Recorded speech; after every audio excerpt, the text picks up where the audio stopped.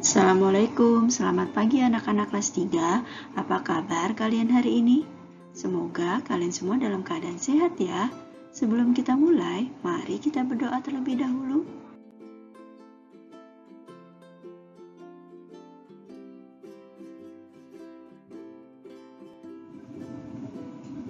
Pada kesempatan kali ini, kita akan belajar materi bersama dengan Bu Ulfa, tema 4, subtema 3 tentang kalimat saran dalam hak dan kewajiban bertetangga, kelas 3 SD.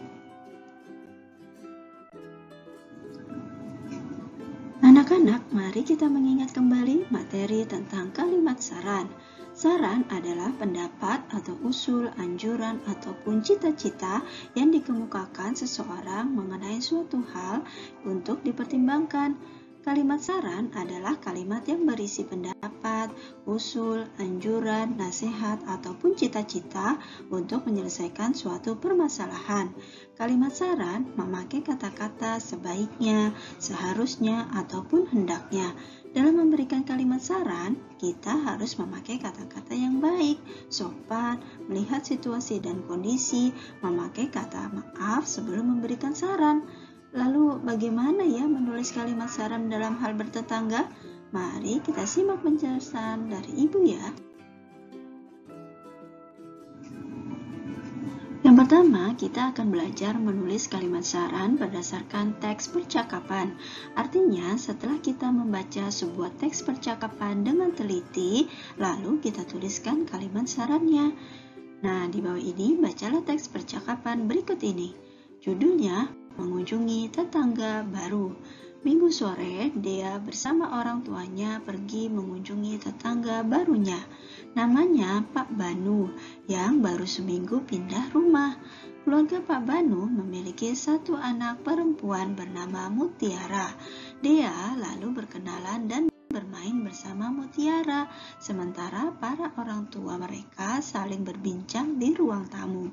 Sekarang kita coba tuliskan 3 kalimat saran untuk Pak Banu berdasarkan teks tersebut.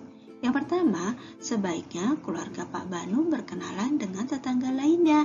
Yang kedua, seharusnya Mutiara berkenalan dan bermain dengan tetangga lainnya. Yang ketiga, hendaknya kita harus saling menghargai dan menghormati tetangga lain.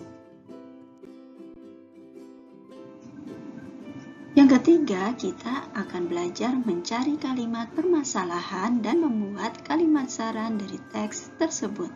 Artinya, setelah kita membaca suatu teks, kita dapat mencari inti permasalahan dan menulis kalimat saran berdasarkan teks. Coba kalian simak dengan teliti teks yang akan Ibu bacakan. Judulnya berbagi dengan tetangga. Pak Anton memiliki pohon jambu yang besar di depan rumahnya. Suatu hari, pohon jambu Pak Anton berbuah lebat yang membuat semua tetangganya ingin mencicipinya. Maka Pak Anton menyuruh anaknya untuk mengambil karung dan memanen buah jambunya. Setelah selesai, buah jambunya sebagian dibagikan kepada para tetangganya dan sisanya untuk dijual. Pak Anton sangat senang jika berbagi dengan orang lain dan tetangganya. Jadi, dari teks tersebut kita dapat mencari inti permasalahannya, yaitu pohon jambu Pak Anton berbuah lebat. Kemudian kita dapat menuliskan 3 kalimat saran untuk Pak Anton berdasarkan teks tersebut. Yang pertama, sebaiknya Pak Anton memanennya sebelum buah jambunya jatuh. Yang kedua, seharusnya Pak Anton membagikan sebagian buah jambunya kepada para tetangganya. Dan yang ketiga, hendaknya Pak Anton mempersilahkan tetangganya untuk mengambil buah jambunya. Yang ketiga, kita akan belajar menuliskan masalah dan kalimat saran dalam bentuk peta pikiran. Apa ya peta pikiran itu?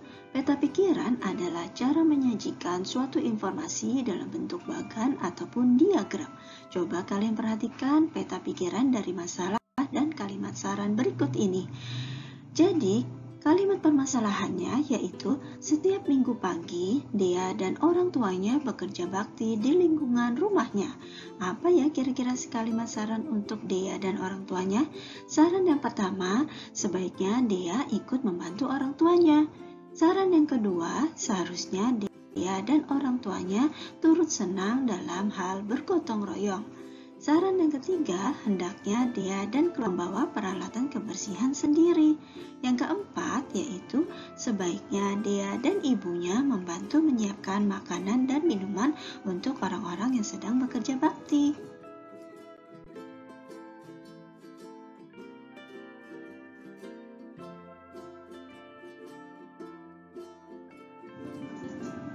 Yang keempat, kita akan belajar menulis kalimat saran berdasarkan hasil pengamatan. Artinya, setelah melihat, mengamati sebuah gambar, kita dapat menuliskan kalimat saran berdasarkan gambar tersebut. Nah, sekarang coba kalian amati gambar di samping ini dengan teliti. Kemudian nanti kalian tuliskan apa ya kalimat sarannya. Coba kalian perhatikan gambar berikut ini. Ada gambar orang sedang ronda, kerja bakti, dan gotong royong. Kira-kira kalimat saran berdasarkan gambar tersebut yang pertama adalah sebaiknya masyarakat menjaga keamanan lingkungan sekitar dengan melaksanakan ronda malam.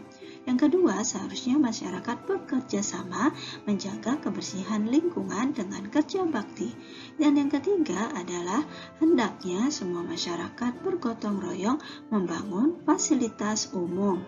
Nah, anak-anak, sampai di sini penjelasan dari Ibu sudah jelas atau belum? Jika belum jelas, kalian boleh mengulangi video Ibu ini lagi ya. Terima kasih. Sekian pembelajaran dari Ibu. Jaga selalu kesehatan kalian ya, dan tetap semangat belajarnya. Jika kalian suka dengan video ini, silakan like, subscribe, and share. Thanks for watching. Wassalamualaikum.